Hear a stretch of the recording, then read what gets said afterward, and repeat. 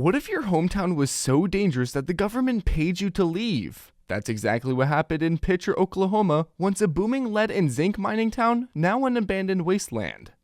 During the early 20th century, Picher was a powerhouse supplying nearly half of the lead used in World War I and World War II. The mines fueled the economy, bringing in thousands of workers. But beneath that prosperity, a silent disaster was unfolding.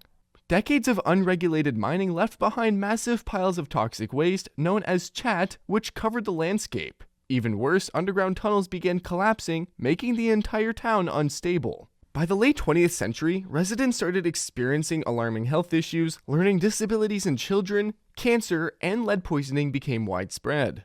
In 2006, the Environmental Protection Agency declared Picher uninhabitable, calling it one of the most toxic places in America. Schools shut down, businesses closed, and families were forced to relocate. The final blow came in 2008, when a deadly EF4 tornado tore through the nearly abandoned town. Today, Picher is a true ghost town with only a few remaining structures and eerie remnants of its past. What was once a thriving mining hub is now a cautionary tale of environmental destruction. It serves as a stark reminder: unchecked industrialization can create wealth, but at what cost? Imagine living in a town where the ground beneath your feet is on fire for over 60 years. Welcome to Centralia, Pennsylvania, a place that looks straight out of a post-apocalyptic movie.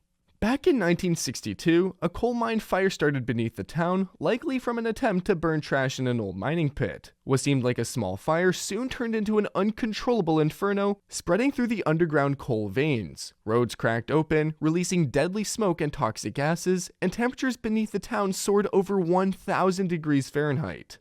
For years, officials tried to put it out, but the fire only grew deeper and more dangerous. By the 1980s, sinkholes started swallowing streets, and residents reported nausea, dizziness, and carbon monoxide poisoning.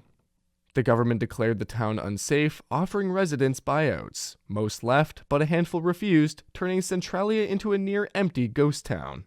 Today, smoke still rises from the cracks in the abandoned roads, and Route 61, dubbed the Graffiti Highway, became a famous eerie landmark before being buried in 2020. Experts believe the fire could burn for another 250 years, leaving Centralia as a chilling reminder of what happens when disaster strikes underground. Would you dare step foot in a town that's literally on fire? What happens when a booming gold rush town suddenly runs out of gold? Welcome to Bodie, California, once a lawless, gold-rich settlement, and now one of the most preserved ghost towns in America.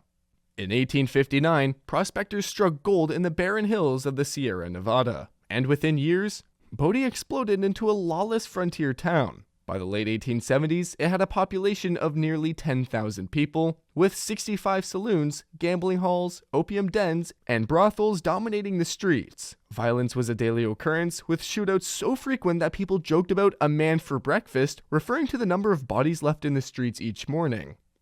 But just like every gold rush town, Bodie's fortune was short-lived. By the 1880s, gold production declined and people began leaving in search of new riches. A series of fires in the early 1900s, along with the Great Depression, sealed its fate. By the 1940s, Bodie was completely abandoned, left to decay under the harsh desert climate.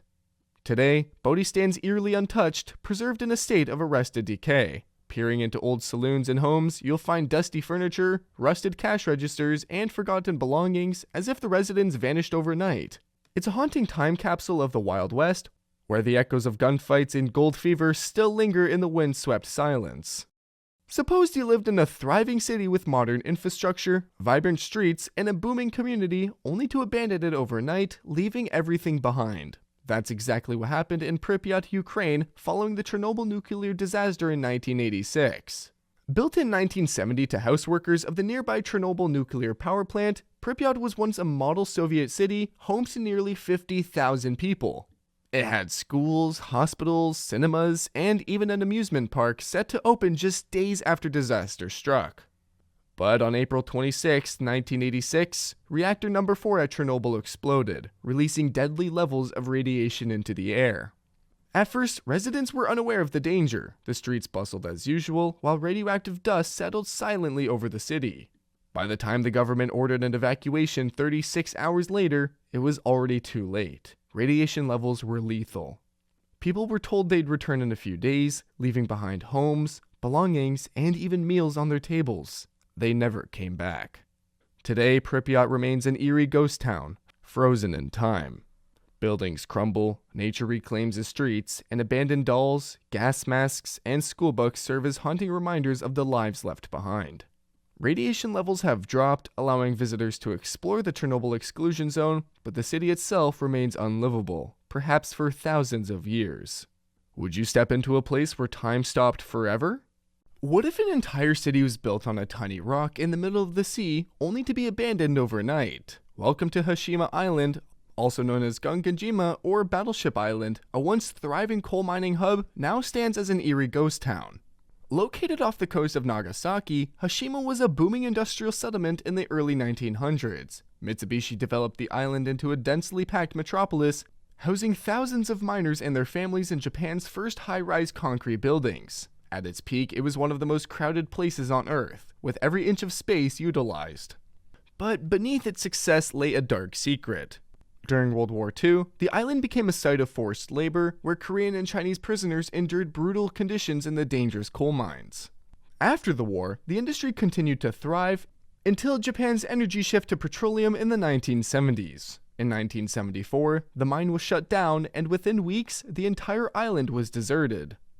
Today, crumbling buildings, rusted staircases, and silent streets make Hashima a haunting relic of the past. Though it gained fame as a filming location for James Bond's Skyfall, its true legacy is a cautionary tale of rapid industrialization and abandonment. From a bustling powerhouse to a ghostly ruin, Hashima remains frozen in time, a chilling reminder of the cost of progress. Dreams don't always turn into reality. Sometimes they rot in the jungle. In the 1920s, Henry Ford, the legendary automobile tycoon, had a grand vision: a self-sufficient rubber empire deep in the Amazon rainforest. He purchased 10,000 square kilometers of land in Brazil, hoping to break free from British and Dutch control over the global rubber trade. And you know what happened? Fordlandia, a utopian industrial town designed to supply his car factories with an endless flow of rubber. Ford built American-style homes, hospitals, schools, and even a golf course, all in the heart of the Amazon. He imposed a strict no alcohol, no tobacco, and no woman policy, believing he could turn indigenous workers into disciplined factory employees. But nature and human resistance had other plans. The Brazilian workers hated the rigid rules, revolting in 1930 by smashing buildings and driving Ford's managers into the jungle. Meanwhile, the rubber trees, planted too closely together, became infested with fungi and pests, crippling production. By 1945, synthetic rubber made Fordlandia completely obsolete. Abandoned and overgrown, Ford's failed utopia now sits as a decaying monument to arrogance, a reminder that money and power can't always bend nature and culture to their will. Today, the remains of Fordlandia stand as a ghost town, swallowed by the rainforest, proving that even giants like Ford can fail spectacularly. Was this an ambitious dream or a disastrous mistake? Wealth can disappear as quickly as it appears. Just ask the ghosts of Kolmanskop. In the early 1900s, this remote stretch of Namibian desert was transformed into a booming diamond town almost overnight.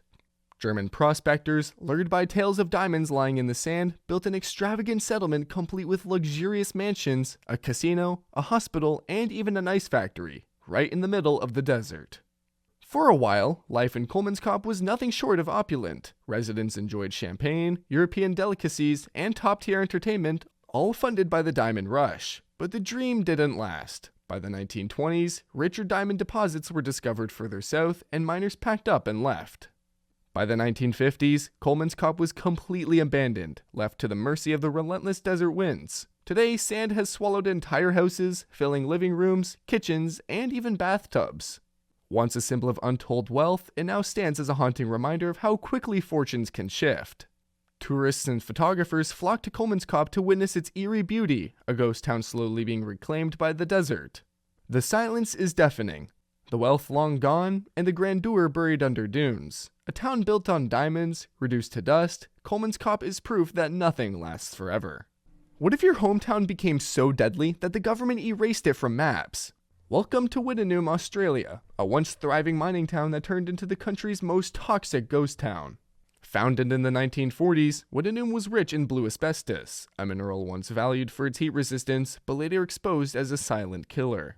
At its peak, the town had 20,000 residents, a school, a post office, and a growing economy fueled by asbestos mining. But beneath its prosperity lurked a disaster in the making. By the 1960s, the deadly effects of asbestos exposure became undeniable. Miners and their families began suffering from lung diseases, including asbestos and mesothelioma, illnesses with no cure. Despite the warnings, the mine operated until 1966, leaving behind a toxic legacy that would haunt Wittenoom for generations. Over time, the town was officially closed, with the government cutting off power, water, and services. By 2007, Wittenoom was removed from official maps, and in 2023, the last remaining residents were evicted. Today, it stands as Australia's most contaminated site, surrounded by warning signs urging visitors to stay away. Yet, despite the risks, thrill seekers still visit Wittenoom, drawn by its eerie silence and tragic history. But stepping into this ghost town comes with a price. A single breath of its air could be deadly. Which ghost town story intrigued you the most? Share your thoughts in the comments below, and let us know if you'd like to see more stories of industrial history. Join us next time as we explore the remarkable stories of industrial ghost towns, because every town has a story worth telling.